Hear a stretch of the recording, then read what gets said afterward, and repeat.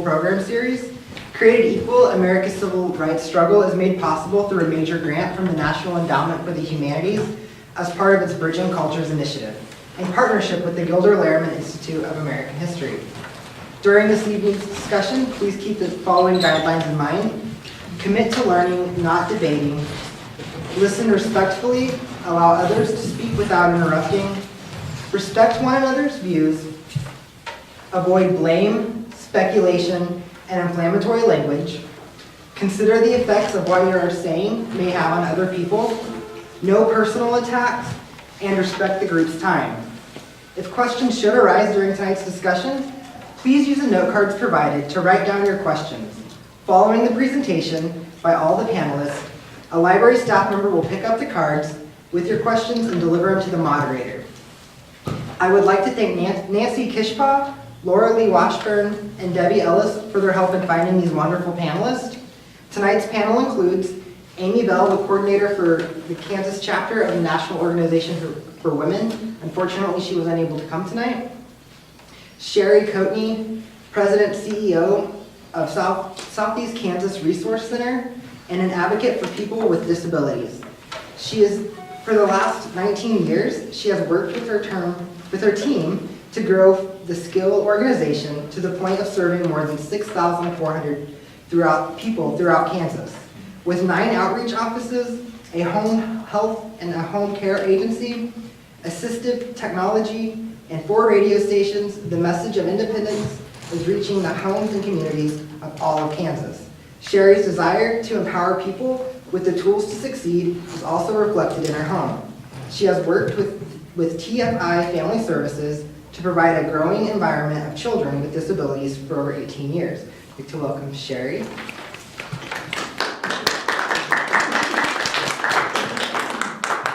Catherine Redcorn Lynn has worked with the Department of the Interior as a special assistant to the Commissioner of Indian Affairs, as well as the Education Department as the program assistant. She was the executive director for the North American Indian Foundation, the project director for the National Tribal Chairmen's Association. She spent time as a consultant to the Delaware Tribe of Oklahoma, and since 1999 has been the director of the Osage Tribal Museum in Pasco, Oklahoma. Welcome, Catherine.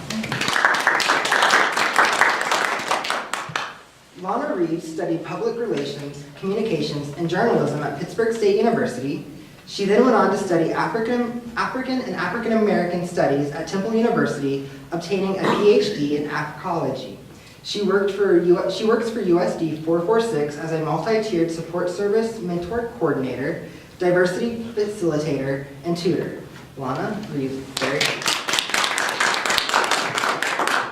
And tonight, joining us by Skype on the television there in the corner, is Dr. Carrie Wilkes, an associate professor and associate dean of the Graduate School of Wichita State University. She currently serves as the chair of the Southeast Kansas chapter of Equality Kansas, an organization whose mission it is to end discrimination against sexual orientation and gender identity in Kansas.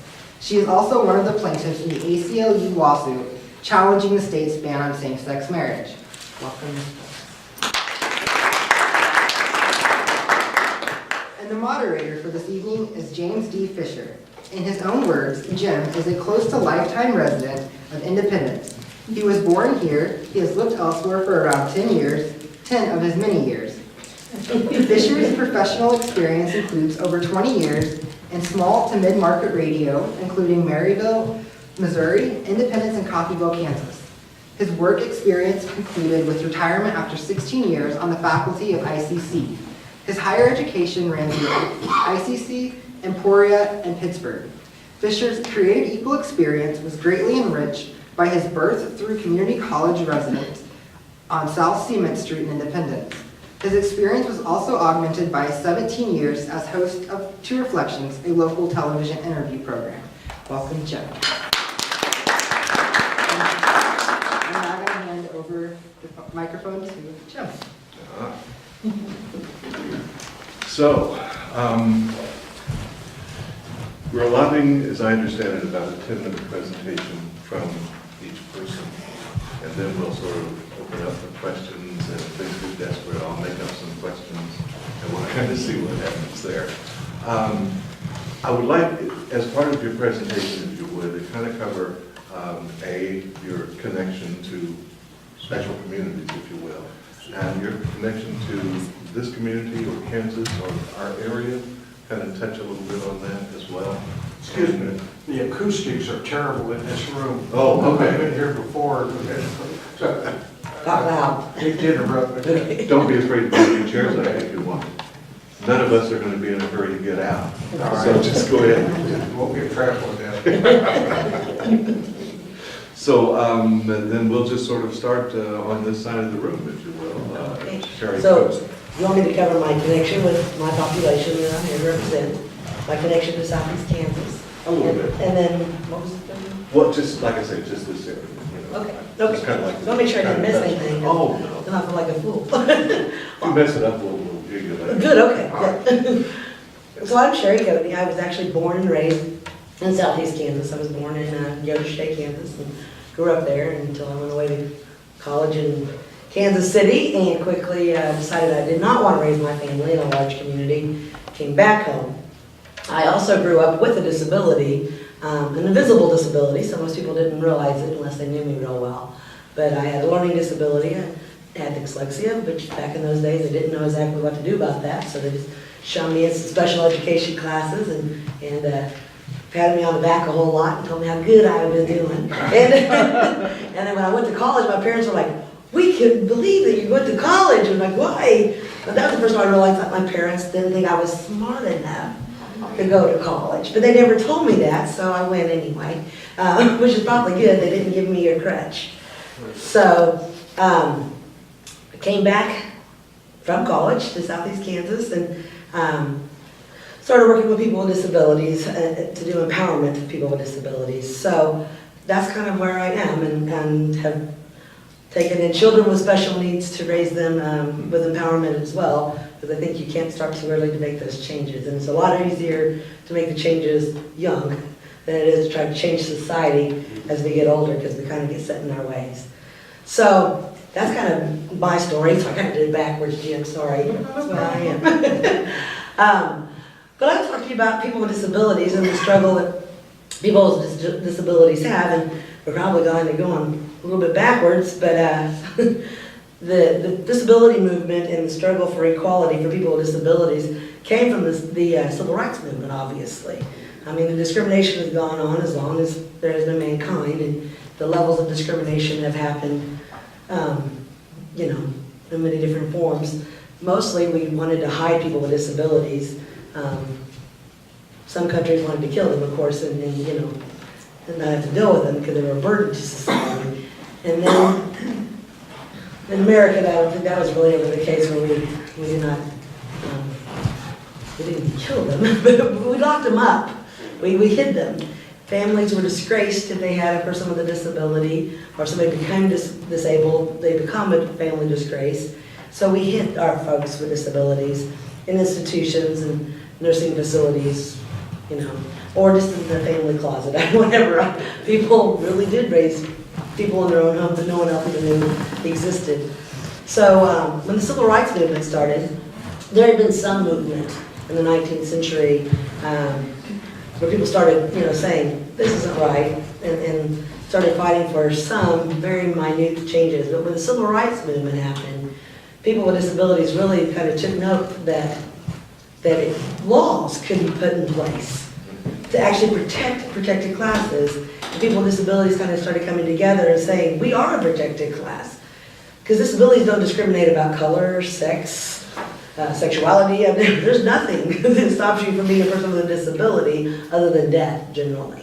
Because if you don't have one when you're born, most of us acquire one as we go through the process, and not before, definitely when we age, we start losing abilities that cause us to have limitations, whether it be your sight, your mobility, you know, memory, whatever might start happening as we age. So disabilities happen, and the civil rights movement was the kicker for us. The first law that was passed was the rights to remove barriers, and it actually happened because Teddy Roosevelt decided that when he was working up in Washington, D.C., he would go into the libraries and the physical structural barriers that were in place for him, he got tired of it. So then he started working on a bill to remove architectural barriers for people with disabilities. And that moved on to the 504 law, which then gave people the right in public access for people who were, for entities that were funded by government. And then they had the special education law came into place, not all at one time, but these little pieces where there was the right for children to be educated, because before that, obviously, children with developmental disabilities weren't allowed to go to public schools. So that then opened up a door, and the movement continued to go until 1990. We finally have our piece of civil rights legislation for people with disabilities called the Americans with Disabilities Act.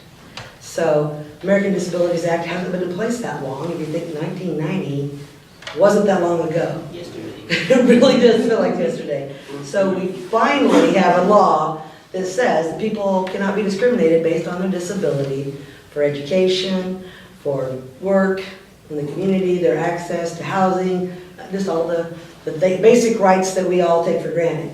Of course, since 1990, there's been legislation that's weakened the law. That's kind of the way that goes. So people then challenge it, and we continue to have to fight for that every day. And you wouldn't think you would.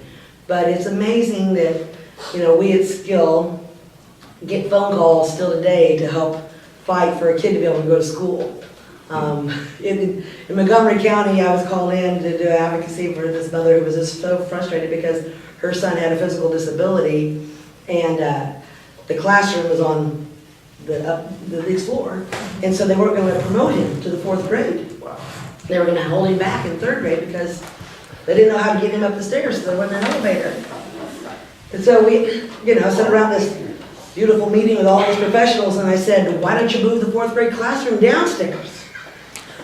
And they were like, I guess we could do that. Well, that's a great idea. I know it's a little bit of extra work, but it's called common sense. And most of the time, when you look at civil rights, all we're asking for is common sense, and for people to be treated the way, it's really written in the Bible, to treat others the way you want to be treated. It's pretty that simple.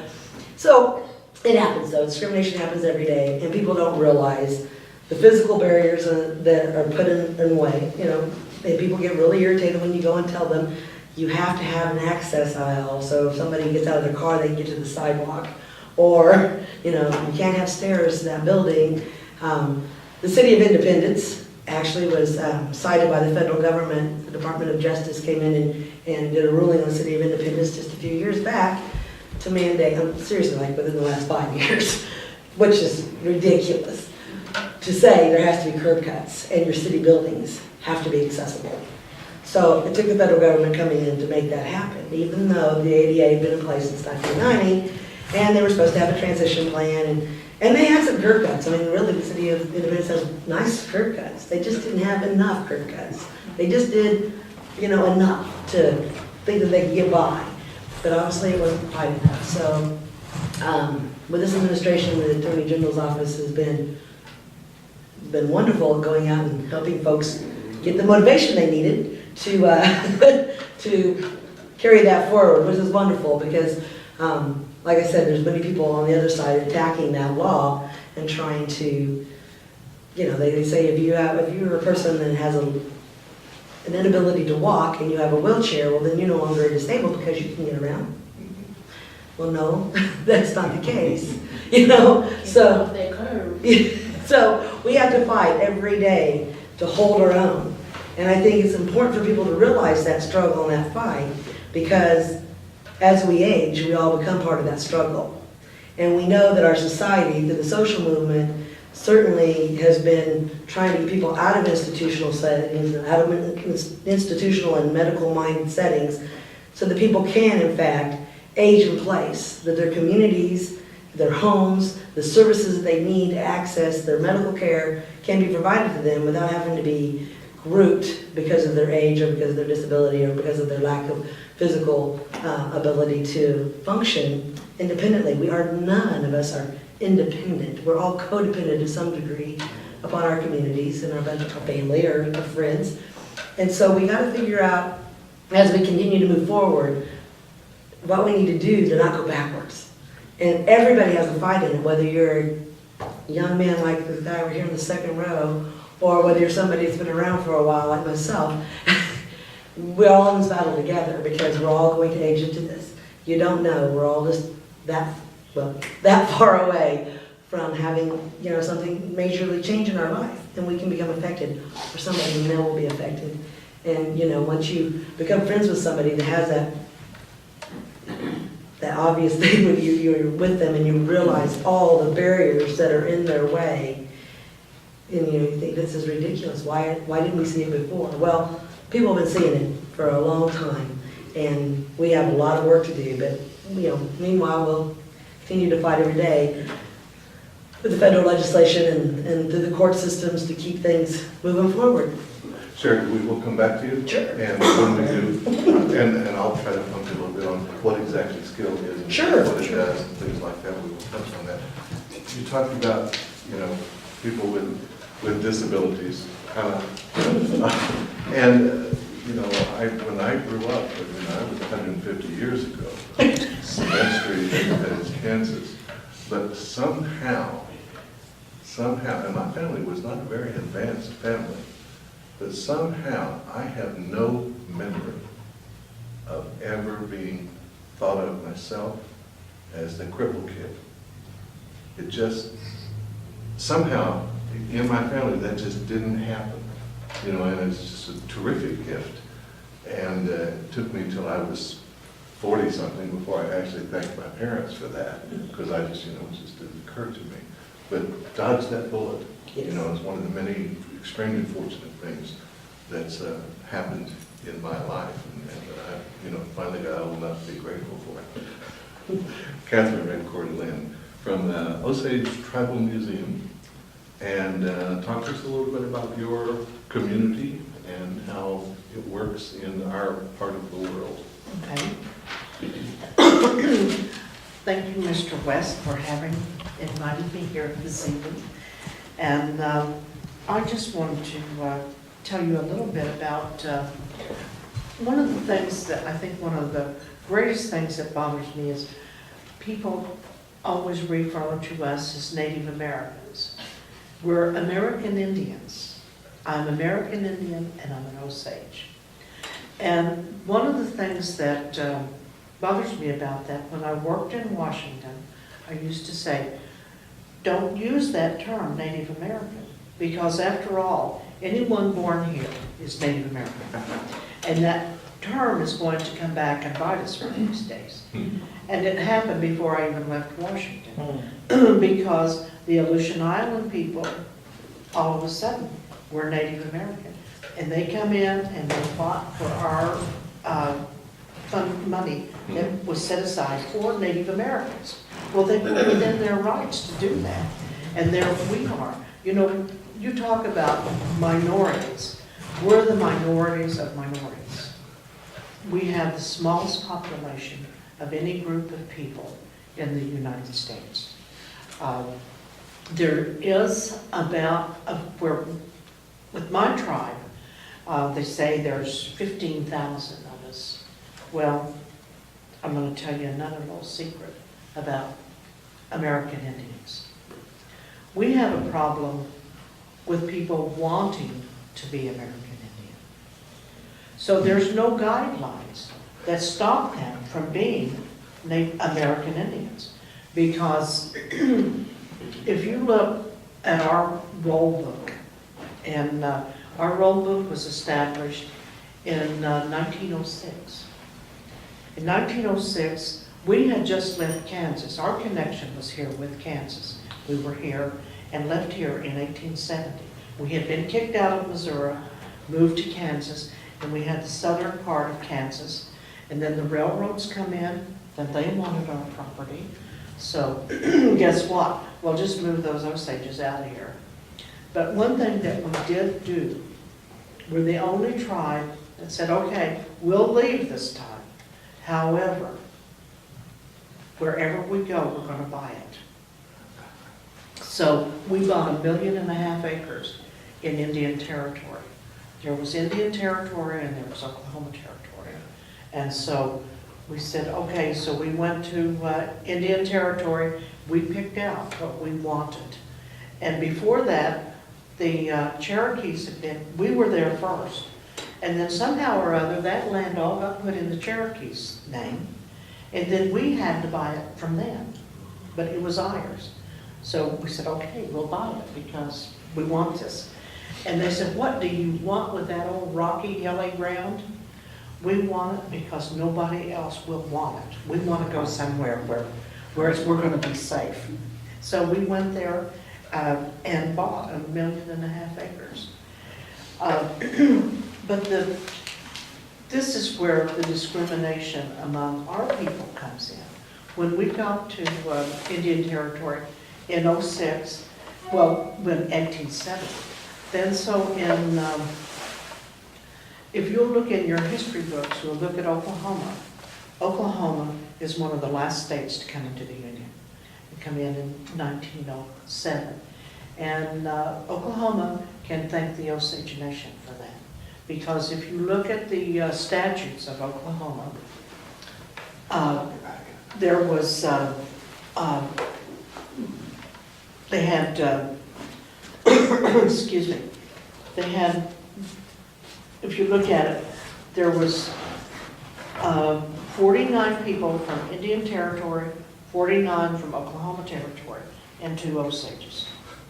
Well, you know they wouldn't have had those Osages in there, but they didn't have to. But we owned that property that they wanted to make a state out of. So, so they had to include us in there. And so we had 2 men in there that represented us. And we had to fight for reservation status among Indian Territory. So if you look at federal maps, or any map right now, any of those, it will show that we are a reservation. But we're still fighting that right now, whether we have a reservation or not. And Oklahoma, they let it be settled in state courts, when it should have been settled in federal courts rather than state courts. And we have these battles going all the time.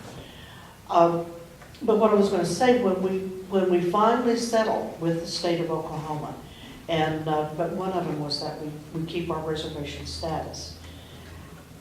And when we left Kansas, there was 900 full-bloods that traveled into Indian Territory. In 1906 and 7, when we allotted, got ready to allot our land, there was 2,229. When I talked to different groups, I said, if our roll is true, and you look at it, there are people on there in 1906 that are listed as 128th Osage. I said, if that is a true roll, then Columbus jumped off the ship and headed straight for Indian Territory. But that didn't happen. But that's one of the problems that we have. Our roll is loaded down with people. Some of them aren't even listed at Osage, as being Osage at all.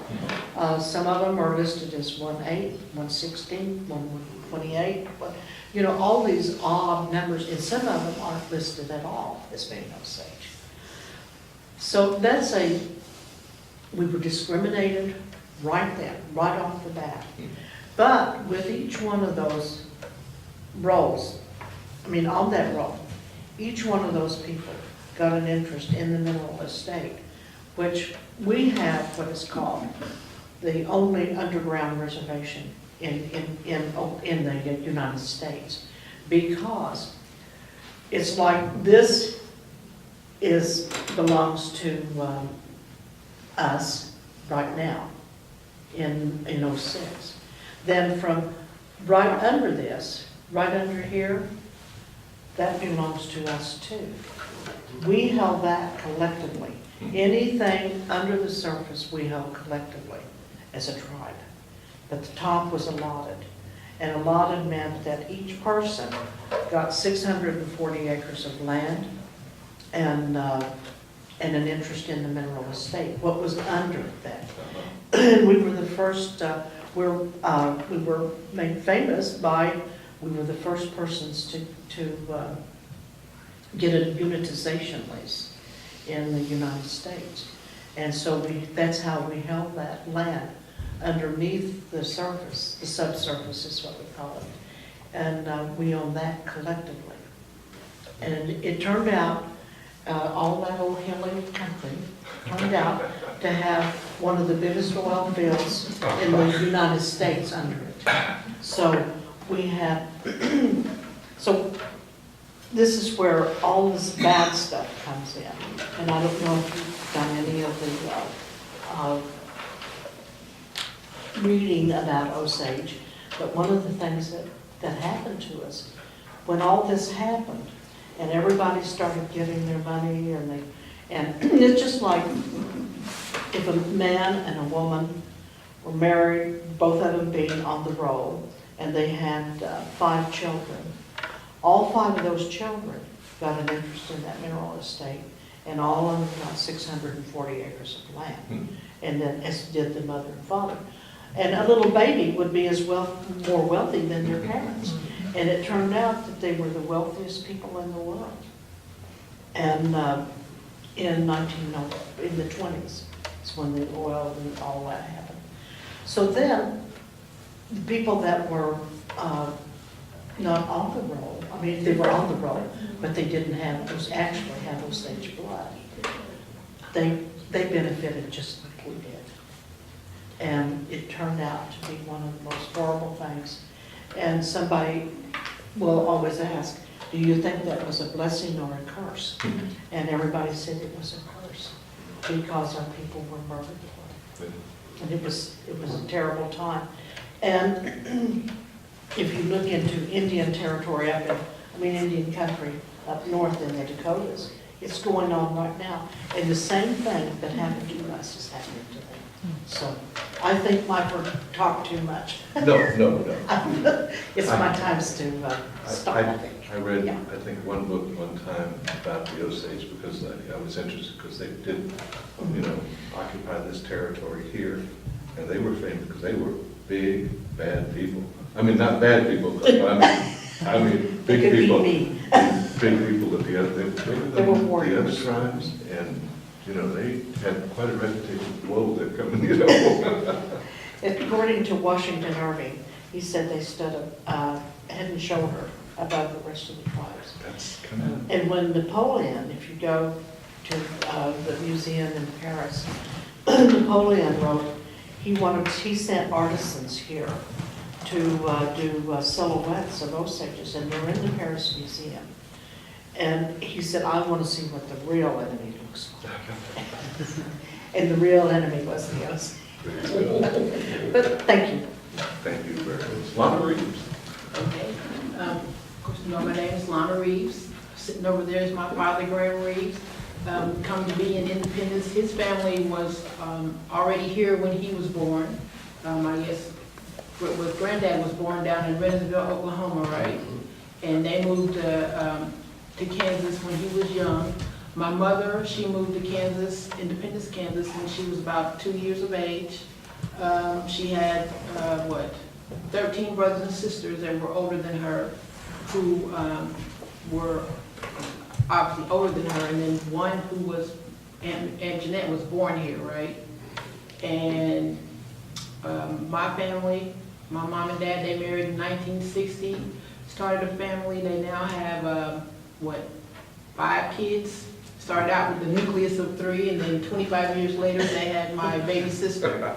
And then if that wasn't enough, about, 8 years ago, they adopted a little boy who was now, 7 years ago, they adopted a little boy who was now 9 years old. They finally had their first son. That's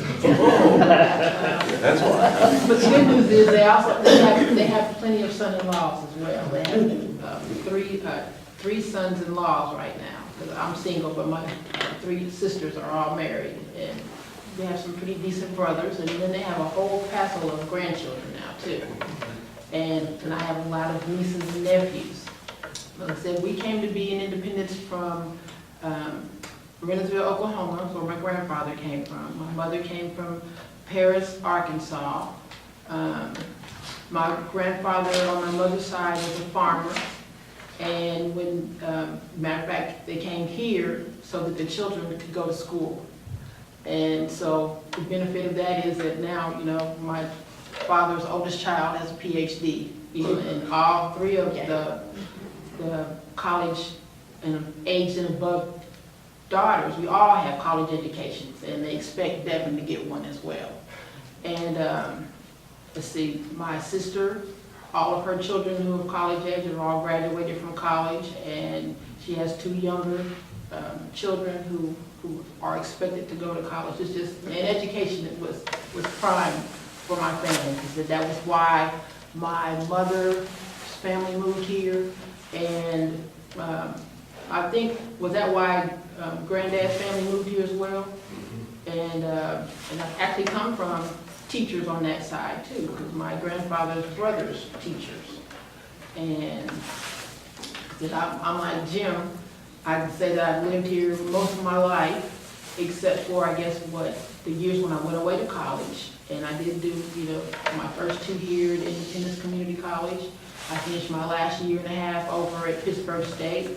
And then when, of course, I had to go way out west, east to Philadelphia, which to me was like a bad land, because the huge city, and while I had lived in the city before, that was my real first city experience, in that other cities I've been in were more like the country, because everybody came from the South, and you know, they came from the country too, so it was just a big bunch of people from the country living together in a big city, whereas I think Philadelphia is where people from New York go to chill out. And this just don't get that chill, okay? And but like I said, my education right here started out right here in Independence.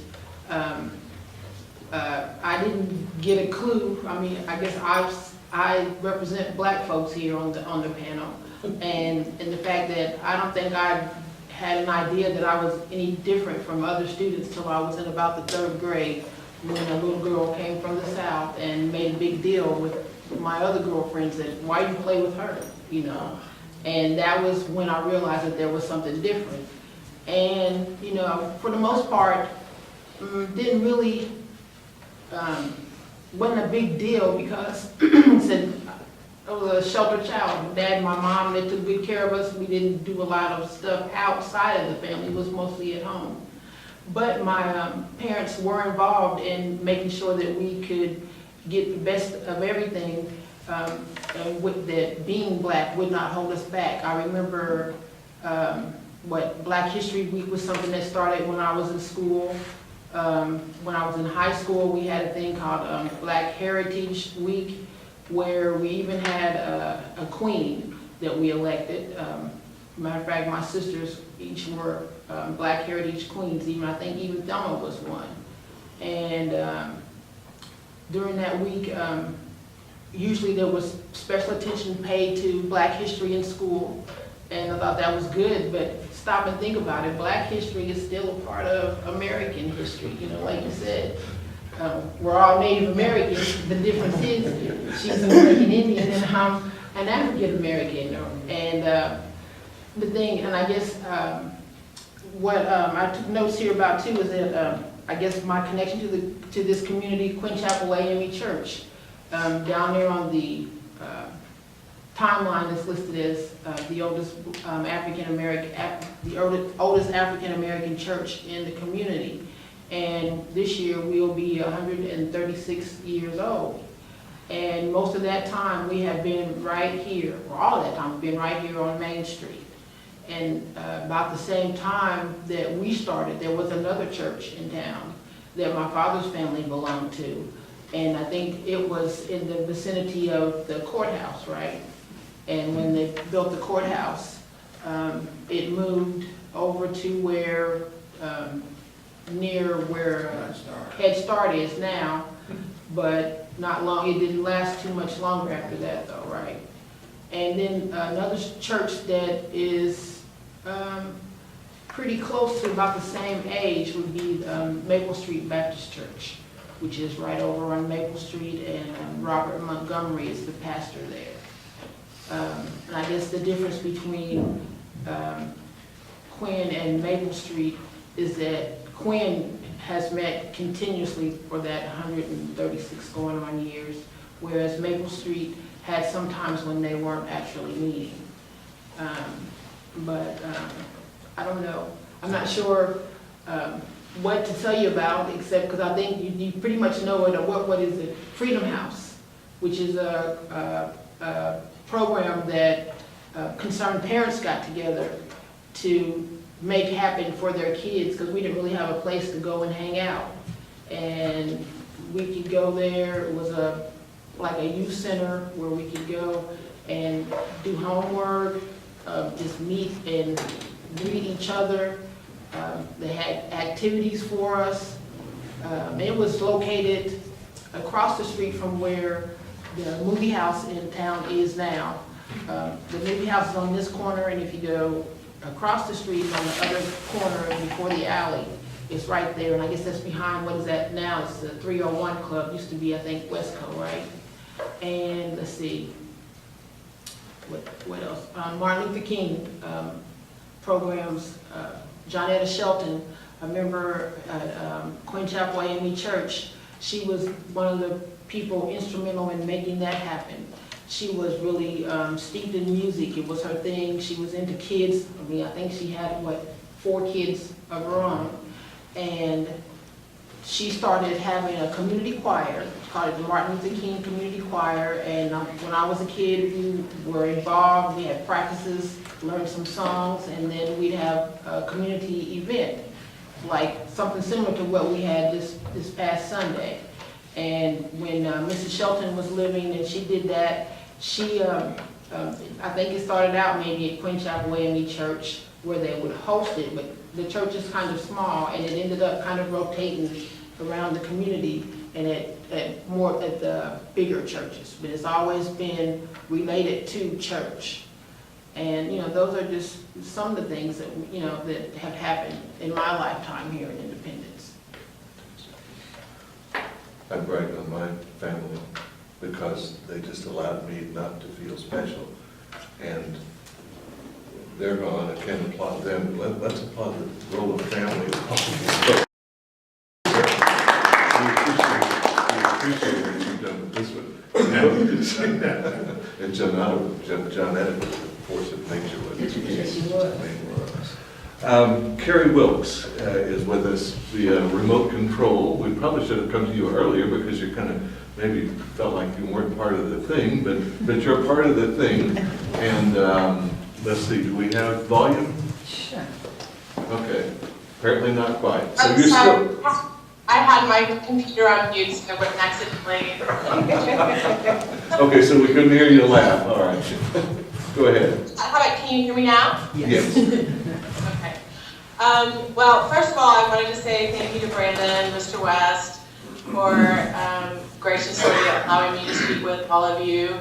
And I don't know how many of you guys know this in the room, but the program that he's putting on, not only is it valuable for the subject matter that we're talking about tonight, but it is extremely rare these days to get an NEH grant. And the fact of the matter is that this is very important work being done, and you all are very lucky to have someone like that in your community that is getting one of these grants that is just so difficult to get. So he definitely deserves a round of applause like that. They are so hard to come by. I'm a little different from the other panelists. I'm obviously not from your area. I live in Wichita. I'm from Alabama originally. I'm a Southern girl. And I came to Kansas to work at Wichita State. And so I consider myself a Kansan now, and I call Kansas my home. And that's one of the reasons why I became an activist, is because Kansas is my home. And unfortunately, in the state of Kansas, we're not part of the protected classes. Gay and lesbians were left out of the civil rights movement. And in Kansas now, someone that is gay or a lesbian can be fired from their job just for being gay. They can be kicked out of the home that they live in. They can be arrested on a Friday night, leaving a restaurant and thrown in jail all weekend just for being gay. It's unconstitutional, but policemen do it anyway sometimes, and the judges aren't working on the weekends, so they sit in jail until Monday morning, or if they do it on a holiday weekend, until Tuesday. So one of the reasons why I think I'm really lucky is that I am fortunate enough to be a tenured professor at Wichita State University, and for those of you that don't know, it's very difficult to fire someone that has tenure. So part of the reason that I'm able to speak to you tonight is not because of any rights guaranteed to me by the state of Kansas or by our federal government, but just because I'm lucky enough to have the profession of being a teacher. And that's why I can talk to you. I'm not an expert on this history, but one of the things I think that stands out is that the history is new. A lot of people say that the gay rights movement started with something that was called the Stonewall riots that happened in New York at a place called Stonewall. And that didn't happen until 1969. The Civil Rights Act occurred in 1964, so it wasn't even after that. And that was kind of a spark that has carried on today.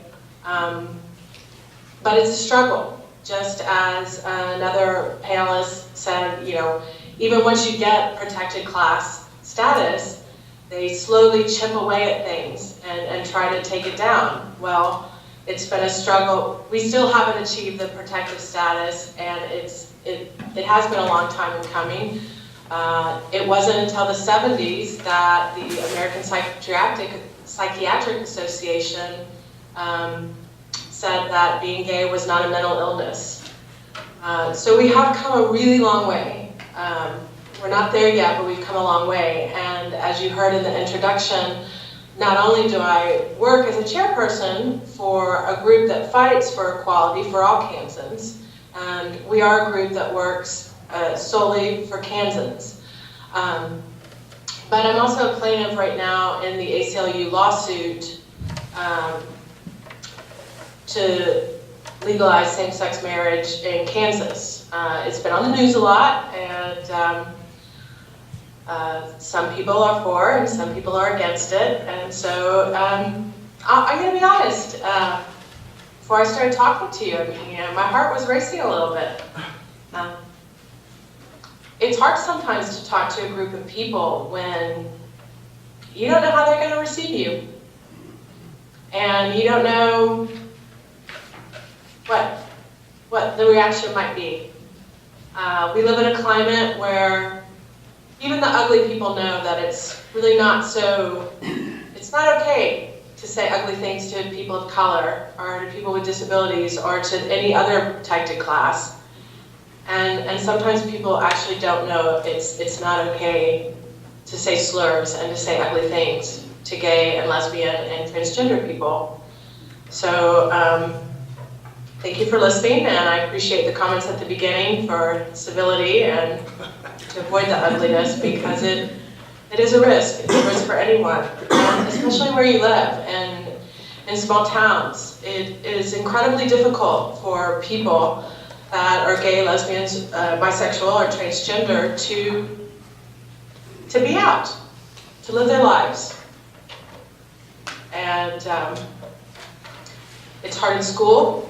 We work with lots of children that are bullied in school, and it's hard for adults. So one of the things I wanted to talk to you about a little bit is what's going on right now in Kansas with this issue, since it has been in the news so much with the same-sex marriage. The reason that we had to sue the state of Kansas is because Attorney General Derek Schmidt and Governor Brownback refused to acknowledge the legal rulings of the 11th Circuit Court. So it gets kind of complicated, but basically we're in the 11th Circuit, and the 11th Circuit's court said that it was unconstitutional to deny marriage to gay and lesbians. And everyone in our circuit then had to start allowing gay marriages, and Attorney General Derek Schmidt and Governor Brownback did not want to follow that, and so they've been playing political games to try to prevent that. And in fact, in your county right now, even though the Supreme Court of the United States has said, hey, you know, we're not going to have a stay on this, it's going forward. Talking specifically about Kansas, not the other case that's before the Supreme Court right now that made the news this past week. Even in your county right now, they are not accepting marriage licenses for same-sex couples. We're not afforded the same civil rights as other people. That matters. It matters going to the hospital. I could be denied seeing my spouse in the hospital. It matters about death benefits. We can't even file taxes. And we're Kansans. We live our lives here, we work here, and we just want to live like everyone else. So right now it is legal where I live in Sedgwick County to have same-sex marriages, but even where it's legal, it doesn't mean that there isn't still some hard roads ahead. The pastor of my church, in fact, who has been marrying same-sex couples, has received repeated death threats because she is marrying same-sex couples. Not only is she receiving death threats, but other pastors at other churches are calling and threatening her.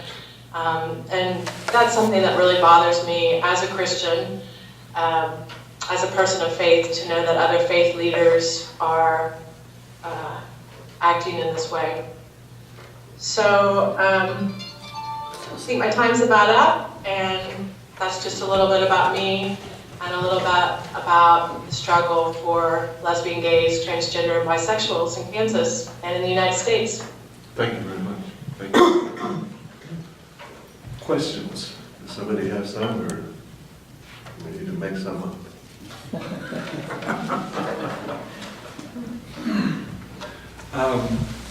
Well, Carrie Wilkes, you didn't quite exhaust all your time, so let me let me ask you an embarrassing question, perhaps. But with me and Romano, we both talked about family. What's that situation like for you? I kind of missed that with some of the ambient noise. Okay, I was just wondering how your family is and has been with you. Oh, well, I'm lucky in that I've known a lot of youth that have been disowned by their parents, have been kicked out on the streets and have nowhere to go. As maybe some of you are aware of, a lot of gay and lesbian teens commit suicide. The rate of suicides is pretty high. But my personal story is, my parents had a little bit of a hard time. I think it was harder for them because I dated men for most of my life, and it's only been recently that I started dating women, and that was a little hard for them. They're from a different generation, and it's been hard. And I think what finally helped them is they love me, and they didn't want to lose me. And I pretty much had said to them, you know, if you want me there for Christmas, I can't come alone. You know, my spouse comes with me. We're a family. So if you want me, you have to have my family too. And so they've come around. There's still struggles, you know, with their friends. I'm sure they would wish it was something different, but it could be worse. Oh yeah, most of us are. So, thank you very much for like I say, I didn't really want to embarrass you, but I figured it might, but you were very gracious about that. Thanks a lot. Other questions for the folks who are with us? I want to go back to the skill, because you didn't talk enough about your organization. Okay. So kind of tell us a little bit more about that. Sure. Well, We're still got plenty of time yet. okay. Skill is, we're 25 years old. Almost this year will be in April. I will have been there 22 years. So been there most of the time of its existence. Skill is an independent living movement which is made possible and started through the Rehab Act in 1973, and it established during that period of time when the social movement was happening and the self-help groups were starting and all those things were kind of happening, and so it came from all that and kind of boiled up into there should be some kind of a group out there that I don't think they really thought of us as fighters particularly, but many of us are, and then we have some side groups that kind of do some civil disobedience and those kind of things that need to happen from time to time. But the core service that we provide is advocacy, and we fight for people's rights, whether it be individual advocacy like I talked about with the school system, whether it be advocacy with discrimination in housing or at a medical facility. You won't believe how many medical facilities don't have access for people with wheelchairs. And just lots of individual advocacy obviously that happens. So that's one of our core services. But also systems advocacy where we work with the government, local, state, and federal governments in assuring that legislation and policies are written and protect rights and hopefully move the movement forward as far as breaking down existing barriers as we face challenges. And every time there's a new policy or new law or new anything, when technology became wonderfully accessible and to everybody in the world except if you're deaf or if you're blind, So then we have to work on, legislation that would then mandate that, that technology be accessible. Formats. People can't come to a presentation like this and not be offered Braille. So there's still those little things that we still continue to fight for as far as the systems advocacy. We also do independent skills training. So a lot of times people acquire a disability or they're transitioning into the real world from mom and dad's home or whatever. There's skill development that needs to happen. And sometimes it's really about just how you organize your environment. And sometimes it's about learning how to do things differently. People who lose their sight, for example, how do they know what their brown pants are versus what their black pants are? How do they match their clothes? You ever wonder how somebody who's blind matches their clothes? I mean, there's a whole skill set of things you have to learn. There's lots of little tricks, and we go in and kind of help them learn those tricks. How you cut the tags, just one slice of the tag means it's black. You make a zigzag means whatever. I mean, just work out with that person and. How to use a white cane, just the various things. I mean, how do you get along? So IL skills training varies from lots of things. How do I get a driver's license if I can't read? And lots of things. So we do, and it's very individualized. All of our services are very individualized to the person and what the barriers they're facing in their life. Then we have peer support, which is where we kind of match people up. We have support groups, of course, that can meet. And a lot of times they're pretty general, because people with disabilities kind of come together and talk about the barriers in their community or their lives and share. And it can be about their families, it can be about anything. But then we have some that are real specific. So like parents of children with disabilities have a specific need, so they would have a support group. But sometimes it's just, I just got diagnosed with MS. I didn't, but let's say I just got diagnosed with MS. And I don't really know where to turn, or my sister did, so I don't know where to help her, how to help her. So people will call and we'll hook them up with somebody else who's had MS for years. So they can talk to somebody who's experienced that and have that peer support and know that they're not alone, but also to know, hey, here's some doctors I've had, or it could be, here's some questions you need to have asked, or here's some expectations, start early and doing these things to prepare. So peer support is one of our services. And then we have INR, which is information and referral, and just knowing what's out there.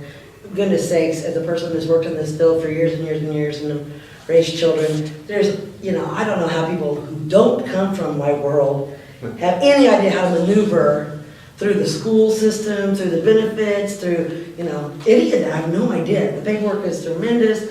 The terminology's all crazy. Nothing really makes logical sense. So I know that, there's a big need for people just to be able to have somebody call and go, I have no idea where to start. Or tell me what this is, or, whatever. I mean, what kid wants to live on their own, but how are they gonna ever afford rent? So we can talk to them about subsidies or where to go. And so I&R is very important. And those are the course, and then deinstitutionalization, I was gonna say. Deinstitutionalization is the 5th core service. And that's where we help people transition out of an institutional setting or out of a nursing facility back into their own home.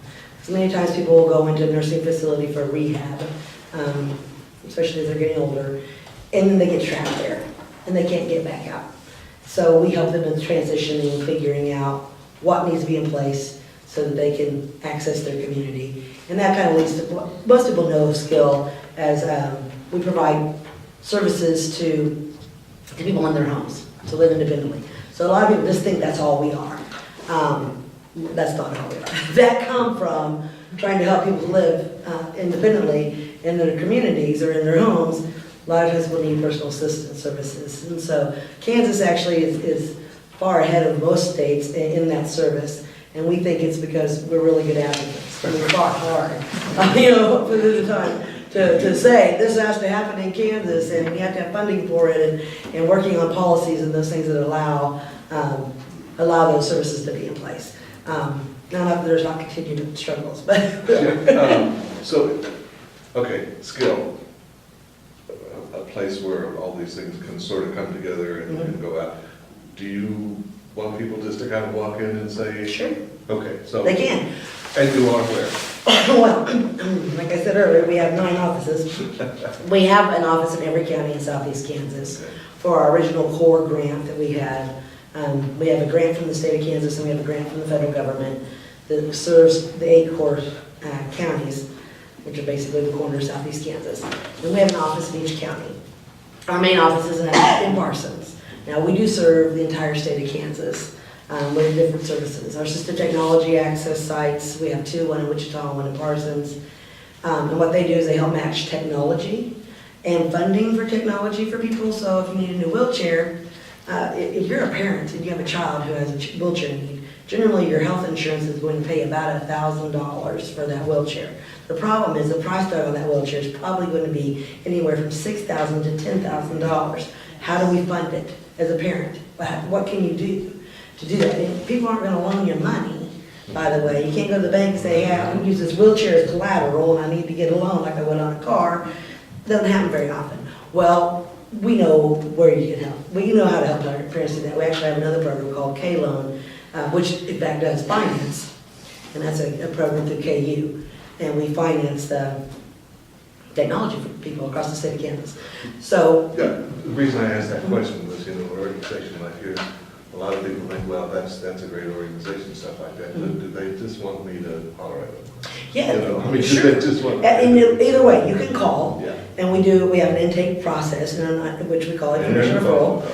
Huh? You're in the phone. Oh, sure, and we have 1-800 number, have cards right here. But you can also just walk in any office, and there should be folks there. We have, the other thing that's really unique about independent living is that we serve birth to death. There's no age limit, and there's no type of disability. So it's not just for the blind, or just for the deaf, or just for the physically impaired, or just for the cognitively impaired. It doesn't matter. We'll serve whatever, and our services, the 5 core services are free. So there's no charge for that. We have a whole sum of like $165,000 to serve those 6,000 people that we do for free. But we managed to have some other funding opportunities that help us generate a little extra income to support that. Okay. Back to the Osage for a bit, if you will. I bet you can talk a little bit more. You are connected with the Osage Tribal Museum? Yes. What's that? Well, it's the oldest tribally owned museum in the United States. Really? And where is it? It's in Pahaska, Oklahoma. Hard to find? No. If we find it, what do we see? What kind of stuff do you Well, have? we have a collection of photographs of everyone that was on the roll. On the rolls, not of everyone, but out of the 2,229, we've got 1,600 of them. So people can see what those people look like at that time. That's been a project that I've worked on for many years. And it's the, not easy finding photographs of people that was born before 1906. But one thing that I wanted to say about, you have an organization that represents a certain group of people. And I know that the black community has NAACP, which I assume Represents all of us. really. all of them. And then, but you know what? There's no organization that represents American Indians. NAACP does. Some people. There you go. Well, we have the National Congress of American Indians. And there's other organizations, the American Indian Education Association. But you know why that's impossible to do? Is because we're all still very tribal. And And it's it's important. just, and it's just like NCAI tries to represent all the tribes, but that's very difficult to do because you've got, in Oklahoma, you've got 37 different nations Wow. in Oklahoma alone. And then somebody that tries to come in and represent that group. I mean, we all have different needs. We're the only one with reservation status. And then you've got the 5 civilized tribes, and they've got their own issues. Then you've got the tribes across the river, and they've got another group of issues. So, and it's never going to come together, I don't think, until we stop being tribal and start being American Indians. But the needs are too different from all the different groups. There's. And it would be hard to give that up, wouldn't it? Oh, yes. I mean, no, you're not Osage anymore. Okay? Now, okay. No, that's not going to happen. And one thing that I think that's a very important thing, and as I said to you earlier, the discrimination against us is different because we have all these people wanting to be American Indian. And it's just like I was talking to a lady the other day, and I told her I went to Sears to buy a new washer and dryer. I wanted to stack them. So I walk in, and the guy looks at me and he says, "What are you doing, just wandering around the store?" I mean, can you imagine working on a commission and you say that to a customer that is there to buy a washer and dryer? Yeah. And I said, "No, I'm not just wandering around the store. I came to buy a washer and a dryer, and I want to stack them." "Well, we don't sell them."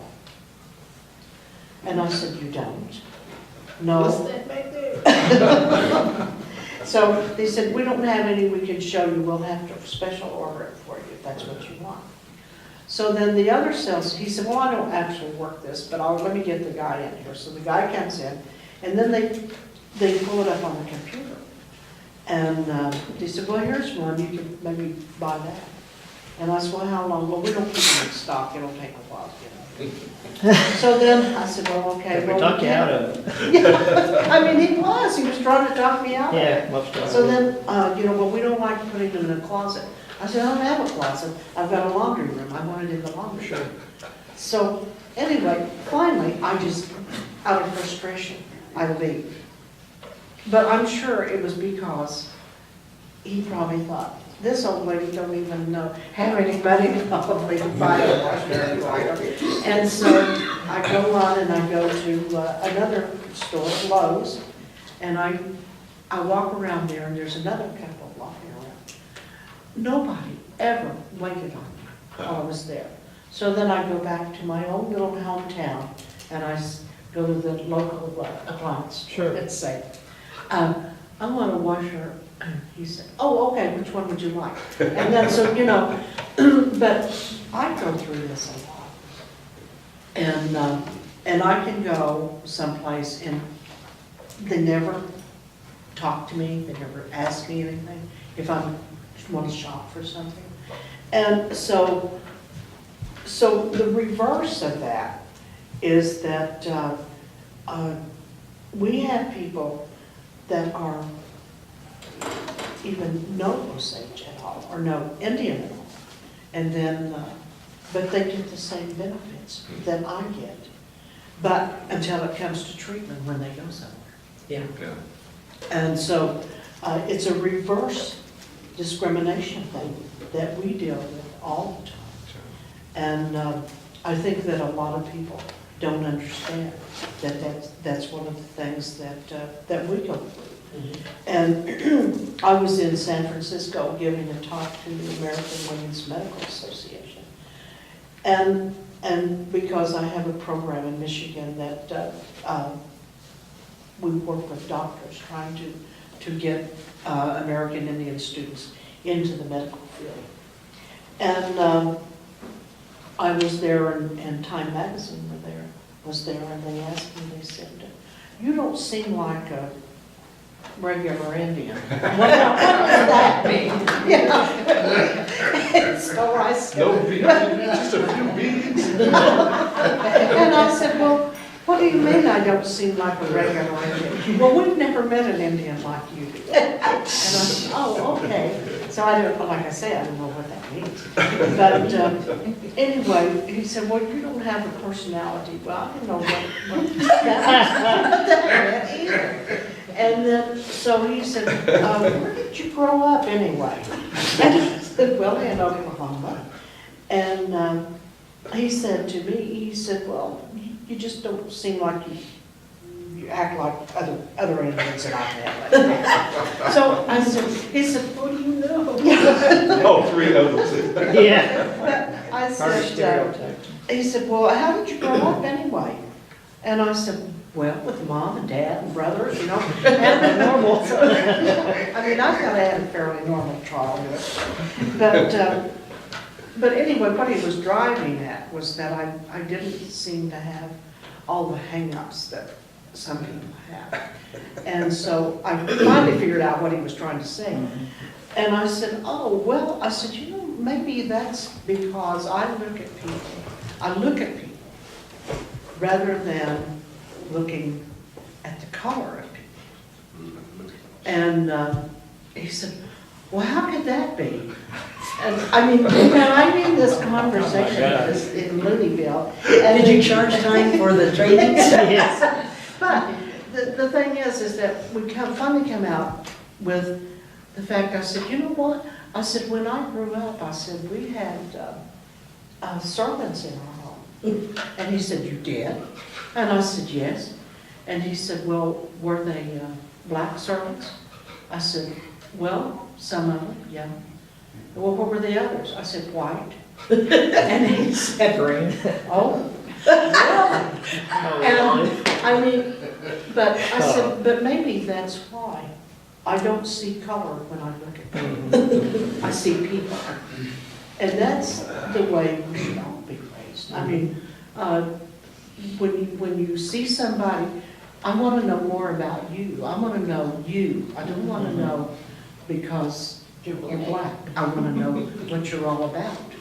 And I want to know about you, you know, not because you're handicapped, but you know, you have to look beyond all of that. And, but I wasn't expected to look at people like that. And I'm glad to have the opportunity to share some of these things with your community about, you know, how we grew up as children, my brothers and all.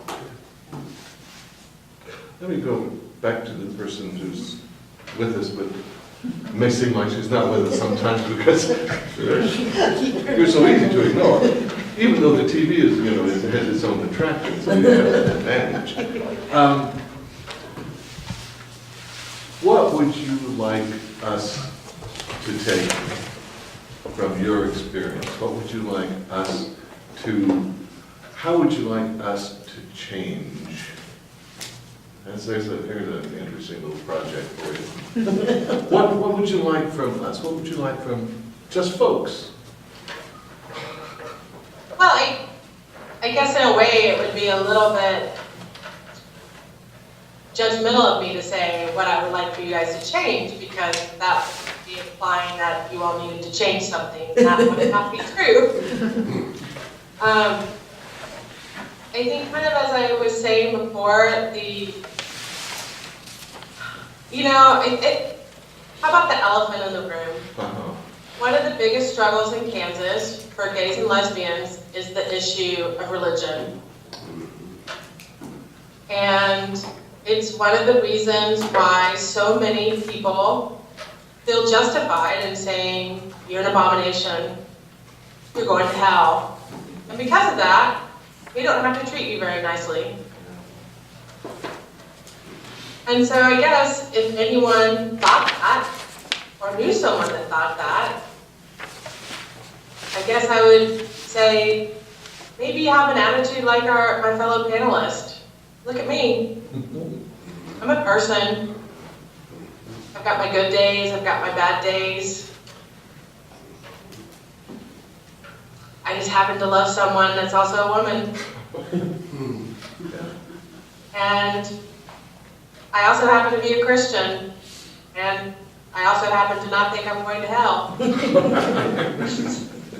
And I also don't choose to think about who's going to hell. I happen to think that that's not a productive use of my time. So I think it's important that whether we have hidden disabilities, hidden colors even, every person we meet in life has something on the inside that might not be visible.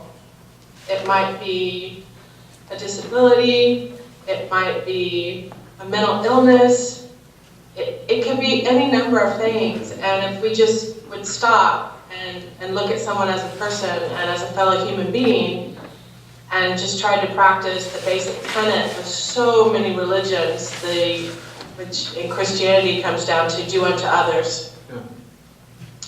So I guess I'd just like to say to other people, do unto others. Treat me that way. Appreciate your thought. Could I say something to that? You could.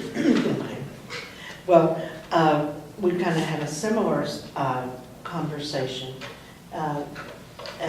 in our little community of 3,500 people. We've got the Osage Indian Baptist Church. We've got the Black Church. Well, see, we've got 2 Black churches now. Yeah.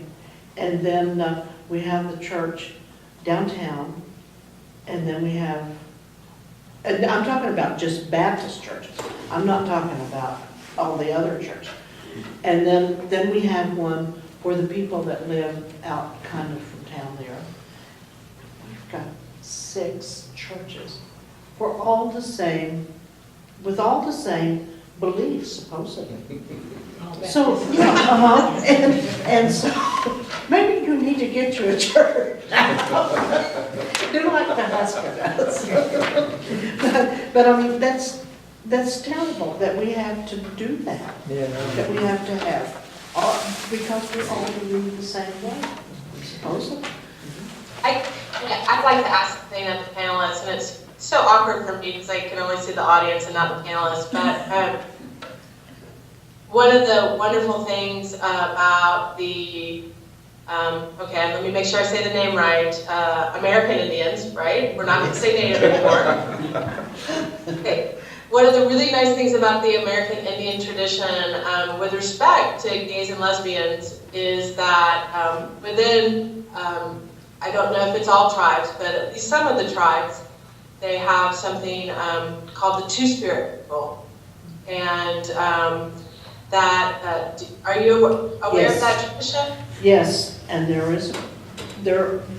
in the society, and they are accepted as they are in our society. Really nice. Yes.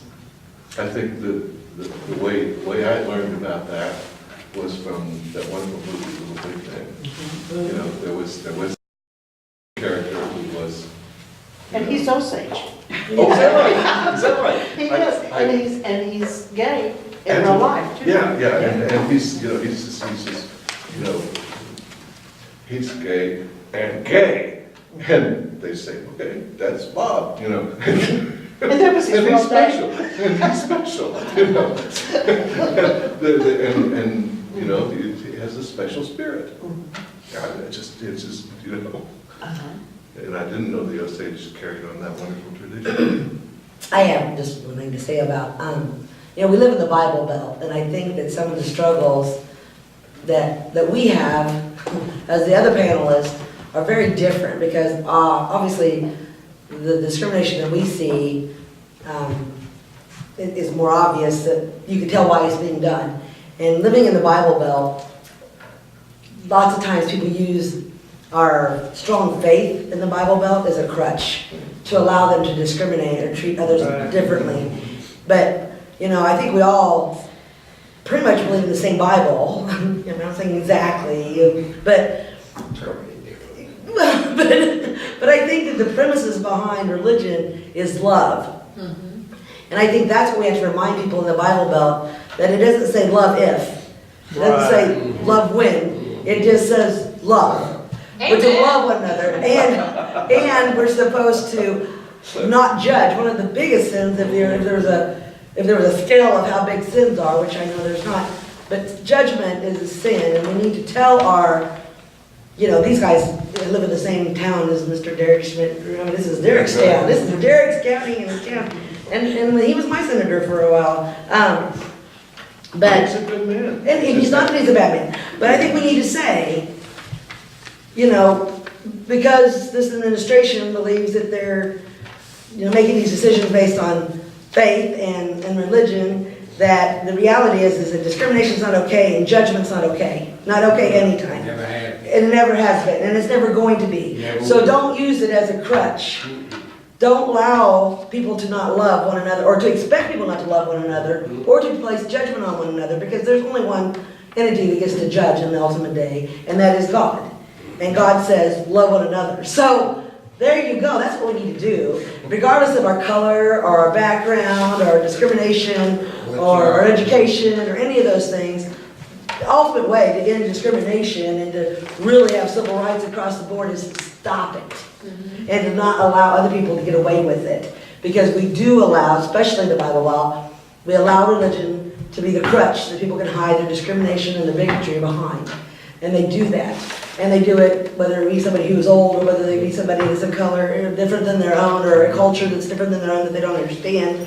And really, that's all this is. It's a culture they don't understand. And they don't have to understand it if they don't want to. Or they can figure it out and learn and go along with, you know, allowing people to be themselves. And so that's, to me, is the biggest civil rights thing we need to do, is allow people to be themselves and love one another and stop judging. So.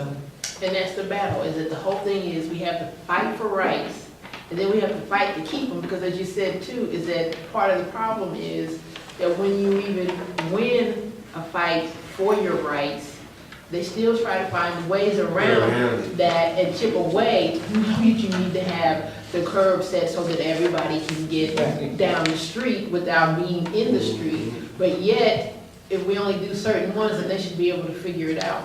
And I mean, whether it's about disabilities that are physical, or whether it's about being gay, or it's about being American Indian, they're still trying to find a way to say, or you can't have it just because it's obvious that you have this issue that we don't have to deal with. Because I remember in school, you know, I'm a communications major, undergrad, and like you, I had a background in radio before I went to college, and considered working at a radio station. So when radio stations came to school to talk to kids, I was in the room.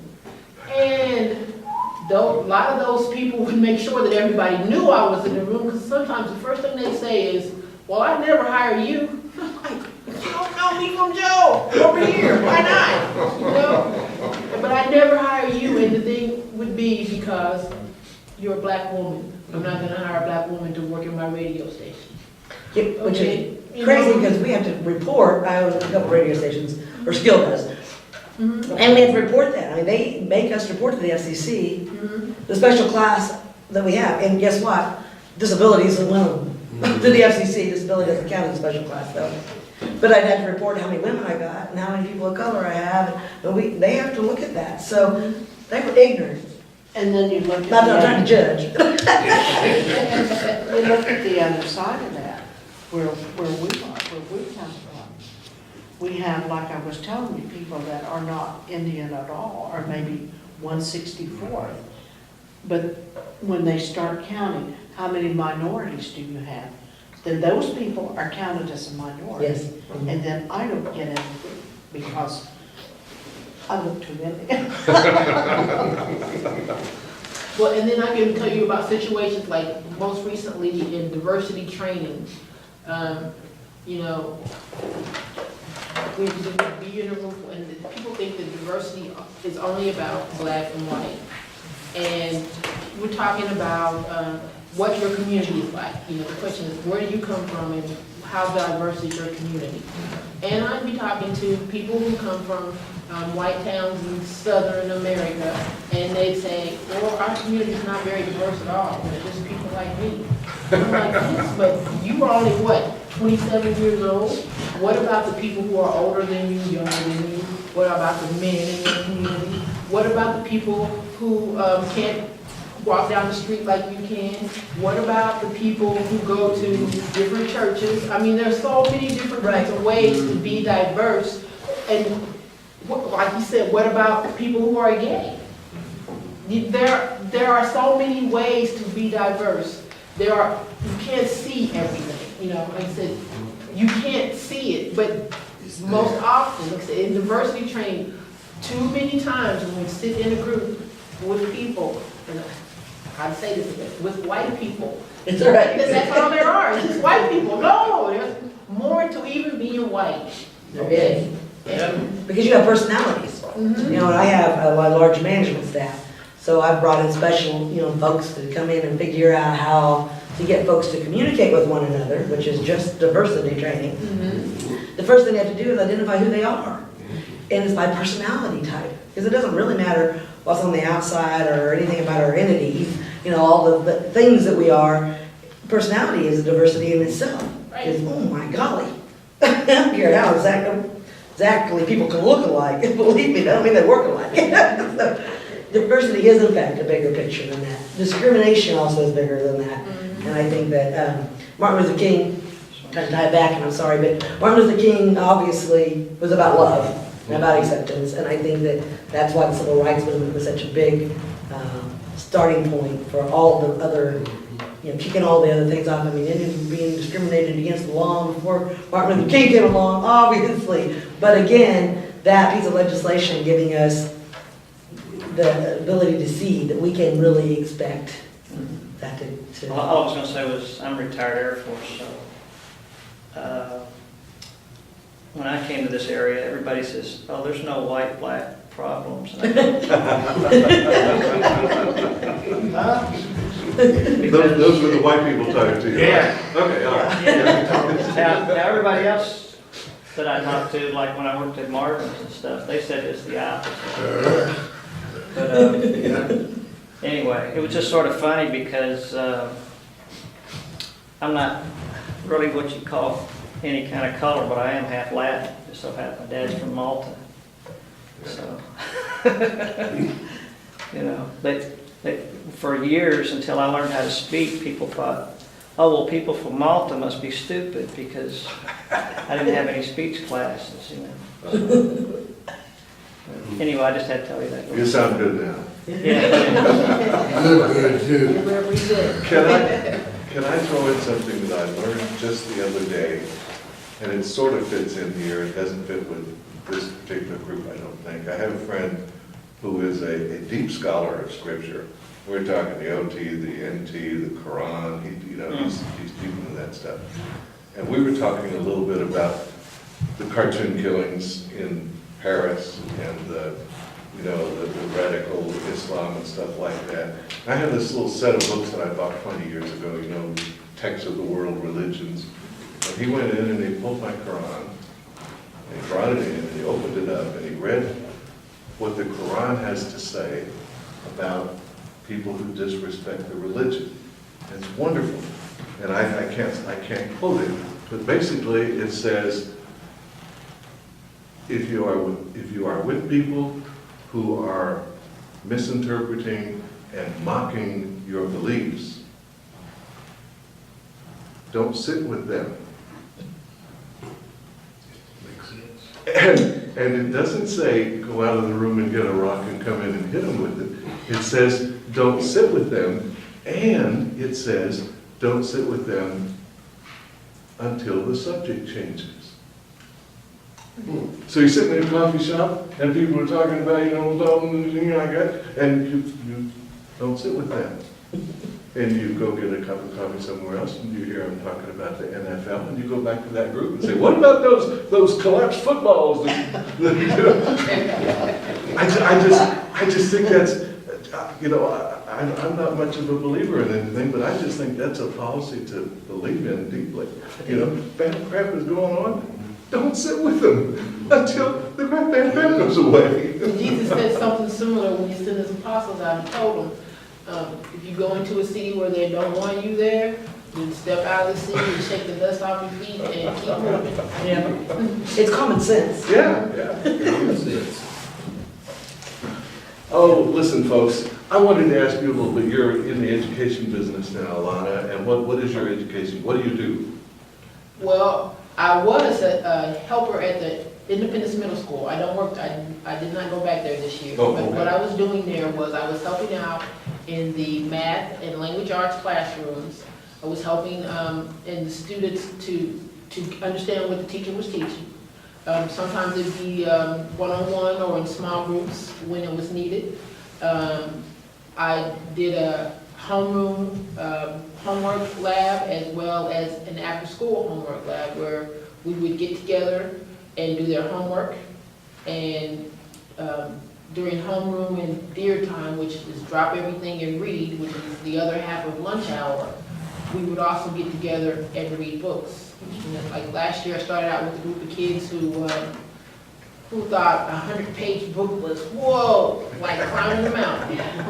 And from the beginning of the semester to the end of the semester, they had changed their attitudes to the point where they were reading the second book in the Hunger Games trilogy, which is well over, more like 300 pages.